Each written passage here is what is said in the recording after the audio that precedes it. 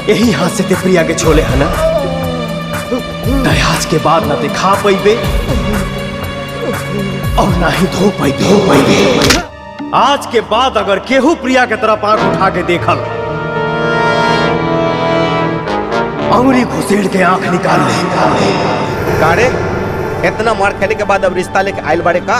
रिश्ता ना, एकर अर्थी लेकर आयल बानी। कौन है रे जौन अपने अर्थी साथे ले आयल बा? अर्थी आपन खातिर ना, तोरे खातिर ले आयल बानी। अर्जुन के सामने बड़े बड़े धुरंधर बच्चे लगते हैं और हिजड़े लड़ते हुए नहीं, ताली बजाते अच्छे लगते हैं। दिस is style of SP Surya Pratap Singh. मारी ला बैठ के, तरोवे ला लोग बैठ के। सब्सक्राइब नाउ।